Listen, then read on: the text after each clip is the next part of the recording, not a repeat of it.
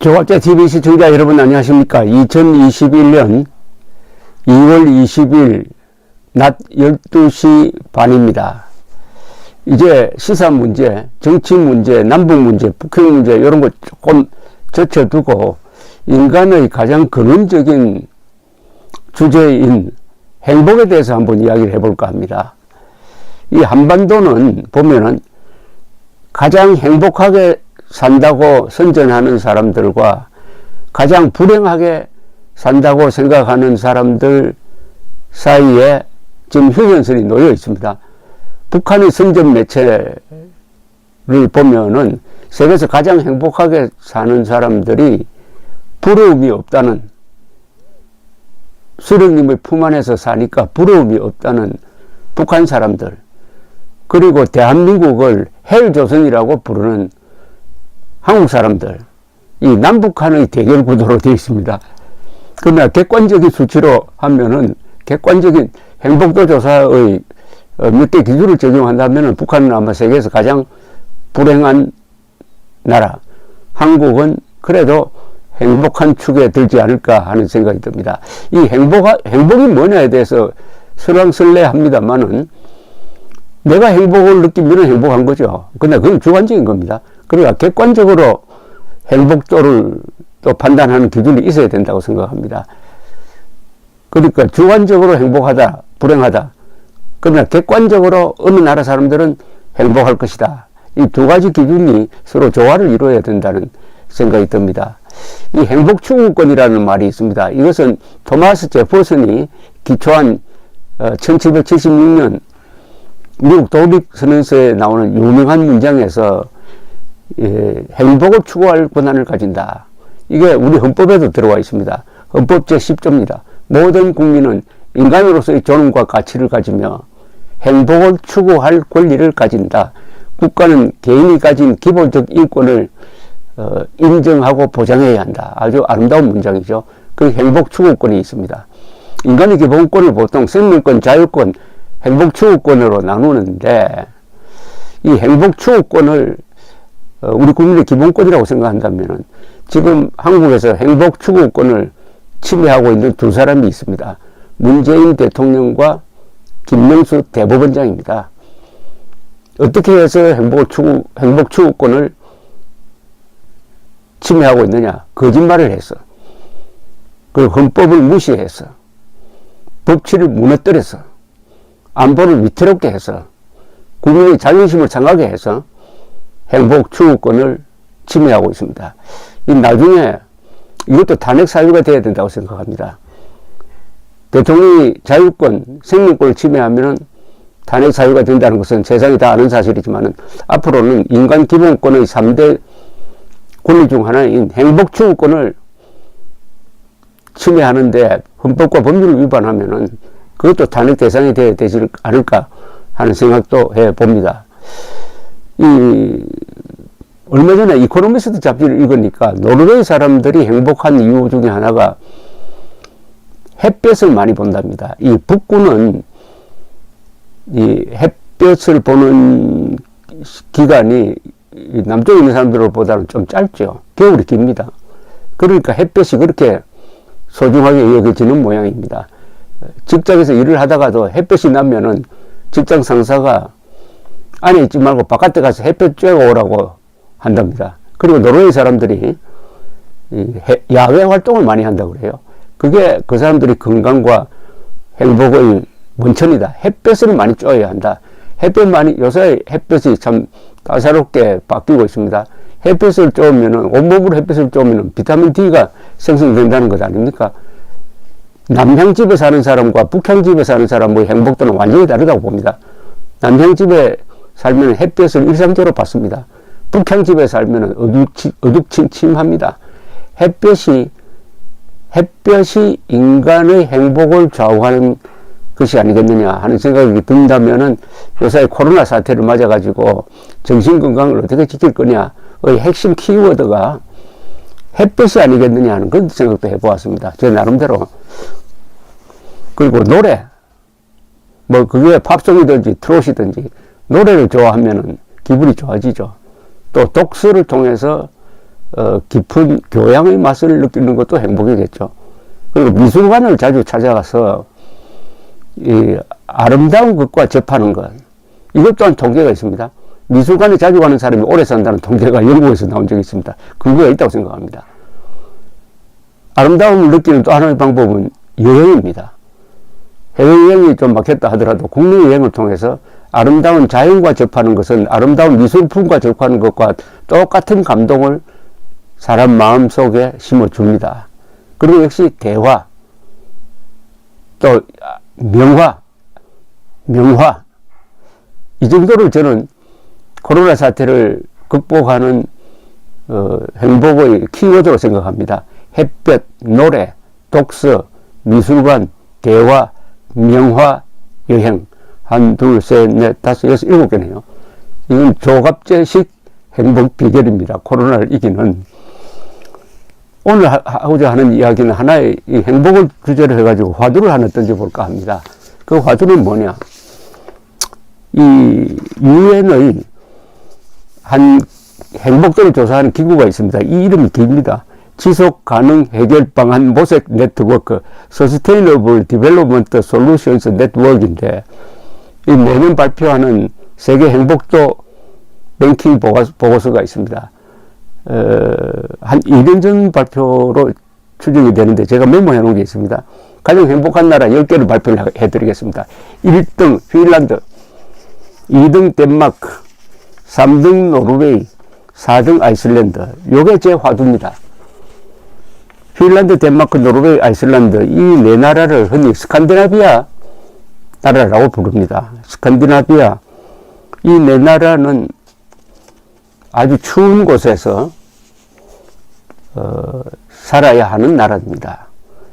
요 네 나라 중에 핀란드를 빼면은 이게 다 바이킹 나라입니다. 덴마크, 노르웨이, 아이슬란드. 요게 화두입니다. 왜 북구 바이킹 나라가 행복도가 가장 높으냐? 척박한 땅인데. 그래서 하도 척박해가지고 8세기, 9세기, 10세기 이럴 때는 유럽을 약탈하는 바이킹 전사 집단이 되었는데 어떻게 가장 행복한 나라가 되었느냐? 요걸 오늘 이야기의 중심 테마로 삼고자 합니다. 그 다음 5번째가 네덜란드, 6번째 스위스, 7번째가 스웨덴, 이 또 바이킹 국가 또 하나 더 나왔습니다. 스웨덴, 뉴질랜드 8번째, 9번 캐나다, 10등 호주입니다. 자, 이 10개 나라를 보면은 공통점이 뚜렷하게 있습니다. 이 10개 나라는 어떤 나라냐? 첫째, 게르만족입니다. 게르만족이 주류를 이룬 나라입니다. 게르만족은 로마 문명권과 항상 격투를 벌여서 결국은 로마를 무너뜨렸습니다. 그 뒤에 게르만족이 유럽의 주인공이 되었습니다. 이 게르만족은 싸움을 잘합니다. 그러나 법치를 일찍부터 그들의 삶 속에서, 공동체 속에서 정착시킨 사람들입니다. 이들의 법치는 한국의 법치와 완전히 다릅니다. 한국의 법치는 저 김명수식 또 문재인식 법치는 정의구현이라고 합니다. 그러나 이들은 법이라는 것은 공동체를 유지하는 것이다, 이렇게 생각하는 겁니다. 얼마나 다릅니까? 공동체를 유지하면은 저절로 행복해진다. 그런데 한국에서는 법치를 정의구현이라고 그래요. 그런데 실제로 하는 거 보면은 불의를 구현하고 있죠. 그런 점에서 이 10개 나라의 법치, 게르만족에서 파생한 법치의 전통이 저는 가장 중요하다고 생각합니다. 즉 행복의 가장 큰, 집단적 행복으로서의 가장 큰 조건, 이런 법치입니다. 법을 확립하면은 예측 가능한 삶을 살게 됩니다. 그리고 분쟁을 법적으로 해결합니다. 그게 없으면은 주먹으로, 총으로 해결해야 합니다. 내전이 일어납니다. 또 이 10개 나라의 공통점은 개신교입니다. 개신교가 주류가 된 나라입니다. 개신교는 1517년 마르틴 루터의 종교개혁 선언에 의해서 구교와 천주교와 대결하면서 커졌습니다. 이 개신교는 일단 정교 분리입니다. 정치와 종교는 분리되어야 한다. 그래야 민주주의가 발전합니다. 동시에 직업에는 귀천이 없다 해서 이 성실한 직업 정신을 강조합니다. 그러다 보니까 자본주의가 발전합니다. 민주주의, 자본주의가 발전한 그 모태로서의 사상, 개신교가 여기 공통점입니다. 그리고 나라의 환경이 좋지 않는 나라가 대부분입니다. 핀란드, 덴마크, 노르웨이, 아이슬란드, 네덜란드 다 이게 스위스, 스웨덴 어떻습니까? 이렇게 광활한 평야를 가지고 뭐 이런 나라 없습니다. 다 사막 아니면은 바다, 섬. 뉴질랜드도 마찬가지죠. 외딴 섬 아닙니까? 캐나다, 동토의 나라. 호주는 조금 다르죠. 어쨌든 척박한 곳에서 사는 사람이 행복하다. 아주 역설적입니다. 척박한 곳에서 살려면 어떻게 해야 됩니까? 우선 뭉쳐야 됩니다. 단결해야 합니다. 그러니까 법치가 생기는 거죠. 또 강건해야 합니다. 살아남으려면은. 그리고 부지런해야 합니다. 그리고 자연과 싸우려면은 머리를 써야 합니다. 정신적으로, 육체적으로. 그러니까 토마스 칼라일의 말이 여기에 적용되는 거죠. 인간은 역경을 이기는 사람이 100명이라면 풍요를 이기는 사람은 한 사람도 안 된다. 저 지중해 이런데 아주 날씨 좋고 한 데서는 행복도가 별로고 역경을 극복하기 위해서 싸우다가 보니까 사람들이 보람을 느끼게 되었다. 여기 랭킹은 들어있지 않지만은 이스라엘 사람들의 행복도가 우리보다 훨씬 높습니다. 이스라엘 사람들은 자주국방하는 데서 보람을 느끼고 한국은 자주국방을 포기함으로써 분열, 적개심, 정오를 서로 내부를 향해서 쏟아내고 있는 거 아니냐 하는 생각도 듭니다. 이 참고로 가장 불행한 사람 랭킹에는 10나라가 꼽혔는데 이 거의 대부분이 내전하는 나라입니다. 남수단, 중앙아프리카 공화국, 아프가니스탄, 탄자니아, 루안다, 예멘, 말라위, 시리아, 보츠와나, IT. 자, 바이킹 나라에 대해서 본격적으로 왜 행복한지를 좀 따져보겠습니다. 한국과 바이킹 나라의, 관계는 6.25 때 아주 긴밀하게 맺어졌습니다. 6.25 때 노르웨이, 덴마크, 스웨덴 이 세 나라가 의료 지원을 했는데 정말 제대로 했습니다. 병원선도 보내고 병원도 짓고 했는데, 근데 부산에는 지금 부경대학 교정에 있는 본관이 그게 스웨덴 병원이었습니다. 6.25 중에 스웨덴 병원이었습니다. 저희 누님도 6.25 중에 폐결핵에 걸렸는데 이 스웨덴 병원에 가서 치료를 받았습니다. 병원선도 있었고요. 그뿐 아닙니다. 돌아갈 때 근사한 의료기관 하나를 만들어 주고 갔습니다. 그게 바로 을지로에 있는 메디칼 센터, 국립의료원이죠. 그뿐만 아닙니다. 이분들은 전쟁 고아를 많이 받아들였습니다. 이 세 나라가 받아들인 전쟁 고아 숫자가 아마 3만 명 정도 될 겁니다. 인구 비례로는 미국보다 더 많이 받아들였습니다. 10년 전에 노르웨이에 갔더니 탈북자를 400명이나 받아들였더라고요. 이 노르웨이는 굉장히 이민 정책이 까다로운데 탈북자는 그 인권 차원에서 400명이나 받아들였다는 이야기를 들었습니다. 정말 고마운 나라입니다. 그런데 이상하지 않습니까? 한 300년 동안 유럽에서 공포의 대상이 되었던 바이킹의 후손들이 어떻게 세계에서 가장 너그러운 사람이 되었느냐, 가장 행복한 사람이 되었느냐, 그 비결을 지금부터 알아보겠습니다. 첫째는 아까 말씀드렸던 대로 이 바이킹이 게르만족입니다. 이 바이킹이 또 법치의 아주 귀재들입니다. 로란 말, LAW, 로라는 말의 출발점은 바이킹입니다. 그건 놀라운 사실이죠. 아마 그 바이킹이 영어로 들어간 그는 이럴 겁니다. 이건 추정인데, 이 바이킹의 후손들이 프랑스의 노르망디에서 살다가 노르망 공국을 발전시켜가지고 그 힘으로서 1066년에 잉글랜드로 쳐들어가서 헤이스팅스란 곳에서 결전을 벌여가지고 앵글로 색슨 지배층을 몰아내고 잉글랜드의 지배자가 되었습니다. 그 뒤에 스코틀랜드, 아일랜드, 웨일즈까지 차지해서 영국 전체를 통일을 했죠. 그 다음에는 세계로 뻗어나가서 오늘날의 오늘은 대영 제국의 잔영이 남아 있습니다만 대영 제국을 만들어내는 원동력이 바로 노르망디에서 나왔는데, 이 노르망디 전사들이 프랑스에서 오래 살다가 보니까 프랑스의 고급 문화를 받아들여 가지고 프랑스어를 하는 바이킹 출신의 전사 집단으로 변했습니다. 이 사람들이 잉글랜드를 통치를 하면서 선진된 프랑스의 제도를 많이 가지고 왔습니다. 그 중에 하나가 법치, 군사 이런 건데, 그때 묻혀서 넘어온 게 프랑스어가 영어로 들어왔습니다. 그래서 영어에 보면은 노르망디 사람들이 가져와서 영어에 집어넣은 단어들이 매우 많습니다. justice, court, campaign, war, 그 중에 하나가 law가 아닌가 하는 생각이 듭니다. 그 다음에 이 바이킹 사람들이 지금 이 스칸디나비아 3국 사람들의 교양 수준이 매우 높습니다. 여러분, 교양 수준에서 제일 중요한 기준이 문서 해독 능력입니다.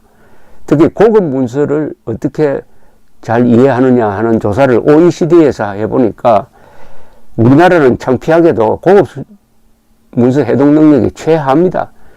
제일 높은 나라가 두 나라입니다. 스웨덴과 일본입니다.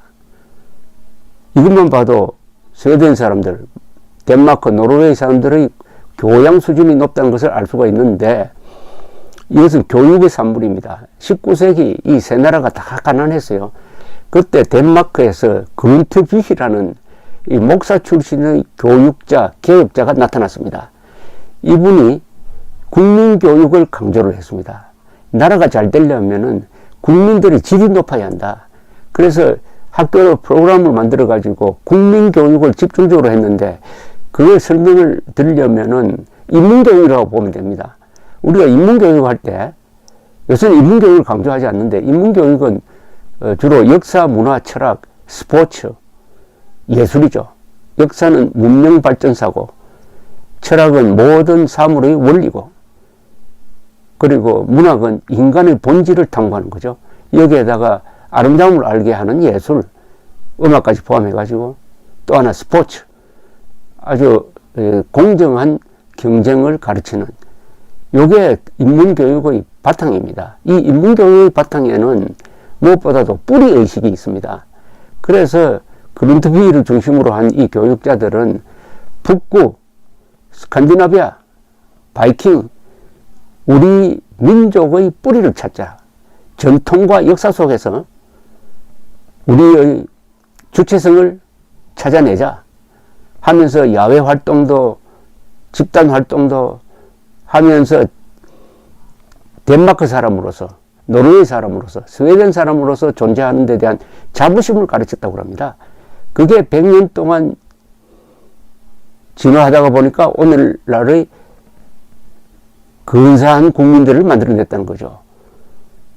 그러니까 이 사회주의 정책을 써도 이 사람들은 망가지지 않습니다. 사회주의 정책을 쓰면 인간이 망가져 버리는데, 베네수엘라가 좋은 예죠. 여기 사회주의적 복지 정책을 쓰지만은 스웨덴 사람, 노르웨이 사람, 덴마크 사람은 법을 잘 지킵니다. 교양이 있습니다. 그리고 정말 너그러운 사람들입니다. 해외에 원조를 많이 하는 사람입니다. 그건 교육, 인문교육인데, 한국이 지금 인문교육의 위기에 직면하고 있습니다. 그 가장 큰 이유는 한자를 포기함으로써 한글 전용의 언어 생활을 한 40년 동안 하다가 보니까 생각이 얕아져 가지고 선동에 잘 속아 넘어가는 국민이 되고 말았습니다. 한국에서 사람들의 행복을 다시 찾으려면 먼저 한자, 한글을 같이 써야 합니다. 그 다음에 야외 활동을 많이 하는 거죠. 스칸디나비아 사람들의 행복은 야외 활동을 많이 하는데, 이분들은 특히 바다로 잘 나갑니다. 햇볕도 좋아하지만은 바다로 나가고 하는 것을 매우 기쁘게 생각한답니다. 제가 덴마크를 여행을 했는데, 거기 덴마크 사람하고 결혼해서 사는 한국 여자분이, 우리 남편은 일요일만 되면은 요트 타고 바다에 나갔다가 한참 있다가 돌아온다고. 한국 사람은 일요일만 되면 산에 가는데 우리 남편은 바다에 나갑니다 라고 하면서 자기도 잘 이해를 못한대요. 바다에 가서 그냥 있다가 온대요. 그게 그렇게 즐겁게 느껴진답니다. 이 노르웨이가 지금 1인당 국민소득이 약 10만 달러입니다. 세계에서 이 기름이 많이 나오니까요. 가장 부자 나라입니다. 노르웨이가. 그리고 내셔널 펀드라고 그래가지고 기름 팔아가지고 지금 펀드를 조성했는데 그게 약 1조 달러나 됩니다. 인구는 한 500만 밖에 안 되는데. 그러면 놀고 먹어도 되잖아요. 제일 부지런한 사람이 노르웨이 사람입니다. 그 예를 하나 들까요? 부자가 되면 하기 싫어하는 게 있습니다. 어업입니다. 물고기 잡는 게 그게 보통 고된 일이 아니잖아요. 그럼 어업이 쇠퇴합니다. 아닙니다. 노르웨이는 어업이 여전합니다. 한국 사람들이 먹고 있는 연어와 고등어 상당수가 노르웨이에서 수입한 건 아닙니까? 이렇게 야외 활동, 육체 활동을 많이 합니다. 야외 활동은 육체 활동이죠. 여기서 건강이, 행복이 나온다고 생각합니다. 그 다음에 바이킹 때부터 이 사람들이 평등한 사회였습니다. 바이킹은 보면은 전쟁은 무자비하게 하는데 어느 나라를 점령을 하면은 법치를 정착시킵니다. 그래서 바이킹 국가는 행정이 발달하고 군대가 강해지고 경제가 발전해서 다 강한 나라가 되었습니다. 바이킹 국가 아까 5개 나라가 있죠. 스웨덴, 노르웨이, 덴마크, 아이슬란드, 핀란드는 바이킹 국가는 아닙니다. 이 아시아에서 온 사람들이 상당히 섞여 있는데, 그러나 옆에 있다가 보니까 바이킹의 영향을 많이 받았겠죠. 근데 영국이 있습니다. 영국은 반은 바이킹적 문화를 가지고 있다고 보면 됩니다. 지금 엘리자베스 2세는 정보광, 즉 바이킹 후예인 정보광 윌리엄 더 콩커러, 윌리엄 정보광의 32대 후손입니다. 그런데 이 바이킹 사람들은 옛날부터 평등했습니다. 특히 남녀가 평등했어요. 남녀. 지금 세계에서 남녀가 가장 평등한 나라가 이 북구입니다. 또 소득, 월급 이런 게 다 평등하게 되어 있습니다. 청소부나 대학 교수나 월급이 비슷비슷합니다. 그러니까 사회적 갈등이 완화되었다는 거죠. 그 다음에 별로 많은 사람들이 언급하지 않는 게 이게 있습니다. 북부 신화의 뿌리를 박은 인생관이, 독특한 인생관을 갖고 있습니다. 바이킹들이 그렇게 했고 이 사람들도 그 영향을 받아서 이런 생각을 갖고 있다고 저는 생각을 합니다.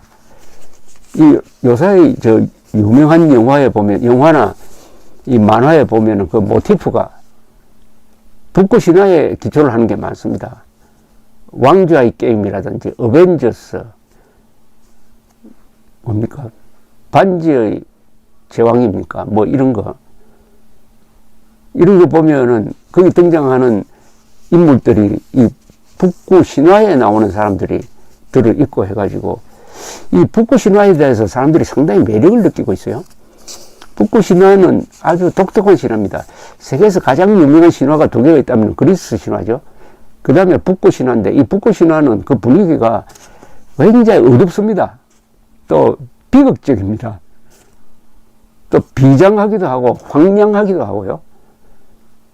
북구 신화를 모티브로 한 영화를 보면 거기는 십자가가 안 나오죠. 기독교가 들어가기 전에 북구 신화를 하니까 거기는 신이라고 해도 그게 뭐 절대적 힘을 갖고 있는 게 아니라 나중에 신도 죽고, 다만 이걸 통해서 우리가 알 수 있는 것은, 이 북구 신화를 통해서 알 수 있는 것은 바이킹 사람들의 이 장렬한 인생관입니다. 장렬한 전사 집단이죠. 이 세계에서 전사 집단이 세계사에 큰 영향을 미친 전사 집단이 있습니다. 제1분을 꼽으려면 몽골 투르크 전사 집단입니다. 거기서 파생한 맘루크 전사 집단, 그 다음 바이킹 전사 집단, 또 하나를 꼽으려면 역시 일본의 사무라이 전사 집단.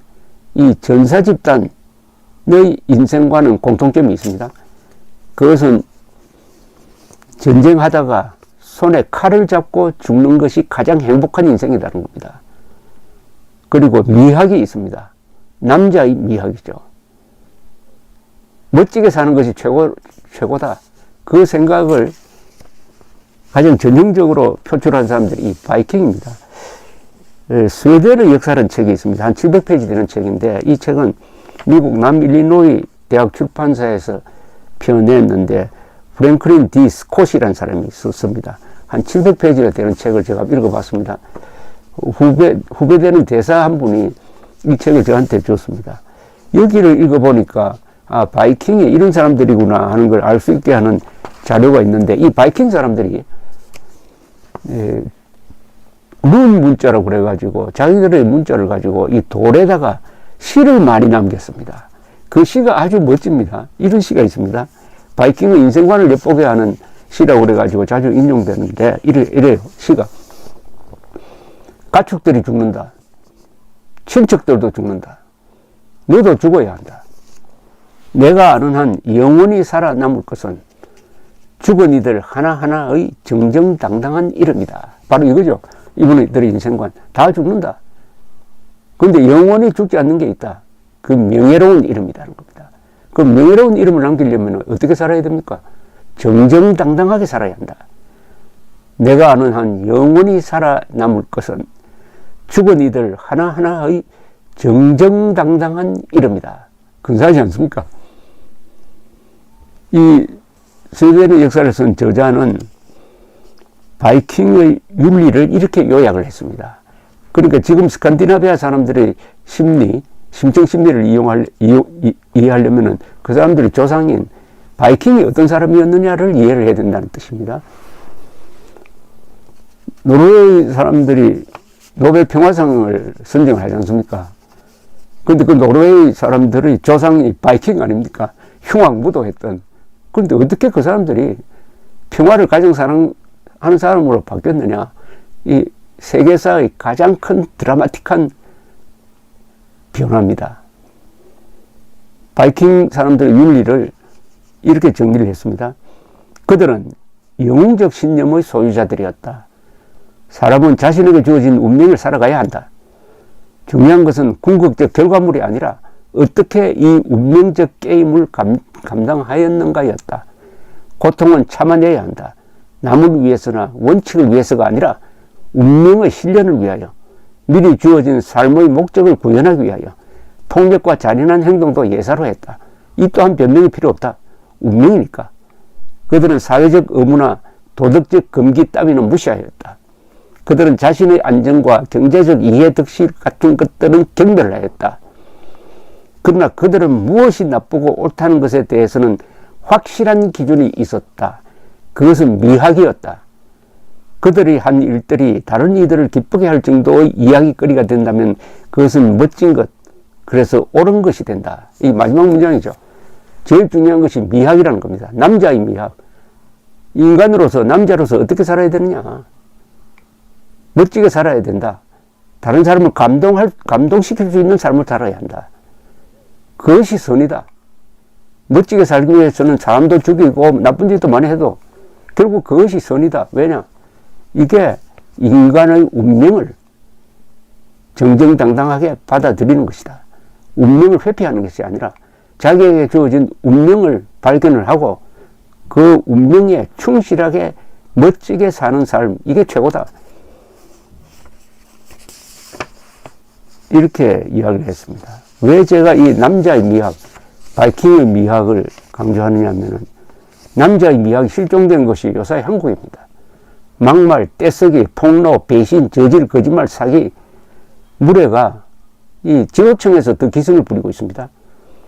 이순신의 절대고독, 박정희의 초인적 결단, 김유신의 장엄한 자주정신, 계백의 결전의지, 이승만의 자존과 자유, 성삼문의 절개, 안중근의 인의, 이런 미학이 한국에도 있기는 있었는데 요새 좌경화되면서 떼쓰기, 폭로, 배신, 저질, 거짓말, 사기, 무례가 판치게 되었습니다. 그러니까 불행하다 이거죠. 운명을 받아들인다. 한국인이 운명을 받아들인다는 건 뭡니까? 핵무장한 북한 노동당 정권과 대결하기 위해서 우리는 자주국방해야 한다. 한미동맹 강화해야 한다. 한미동맹을 믿을 수 없으면 핵무장 해야 된다. 우리의 운명은 우리가 결정한다. 우리의 자유를 지킬 사람은 우리밖에 없다. 이스라엘식으로 살아야죠. 그러니까 운명을 받아들인 이스라엘 사람은 우리보다 훨씬 더 행복하다는 통계가 지금 나오고 있습니다. 조금 길어졌지만 결국 말이 돌고 돌다가 보니까 스칸디나비아 바이킹 후예들은 왜 이렇게 행복하냐? 운명을 받아들였다. 한국 사람들은 객관적 조건으로서는 행복해야 되는데 왜 이렇게 불행하냐? 책임을 회피한다. 운명을 회피한다. 한국에게 주어진 운명은 뭐냐? 자주국방해가지고 북한 노동당 정권을 해체하고 북한 주민들을 해방시킴으로써 남북한이 다 떳떳하게 자유를 누리면서 행복하게 번영하면서 사는 민족 통일국가를 만드는 것입니다. 자유통일입니다. 헌법이 명령을 하고 있어요.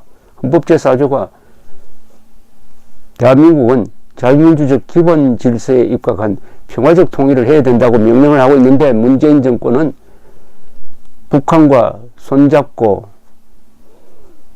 연방제 통일을 하겠다 또는 자주통일을 하겠다고 합니다. 자주통일이 뭡니까? 북한이 말하는 자주통일은 반미입니다. 자유통일 해야죠. 자유통일. 대한민국 사람들이 왜 이렇게 사는 것보다는 더 불행하다고 느끼느냐? 하나의 이유를 꼽으라면은 자유통일을 회피하기 때문입니다. 자유통일이라는 숙명을 회피하기 때문입니다. 자유통일을 하려니까 돈이 든다. 자유통일을 하려니까 내가 용감해져야 된다. 그것이 싫다는 겁니다.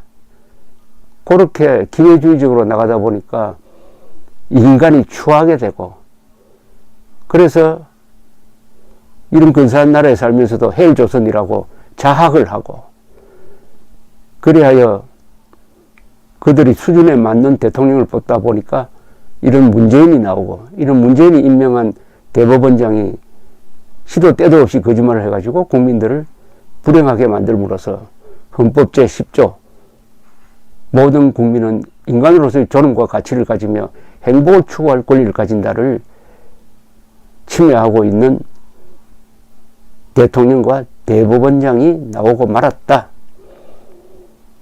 이 문제를 해결하려면은 즉 우리가 행복을 되찾으려면은 선거를 잘 해가지고 좋은 정부를 만들고 그 좋은 정부가 법치를 다시 재정립할 때 그러니까 법치를 재건할 때 우리가 행복도를 좀 높일 수 있을 것이라고 생각합니다. 감사합니다.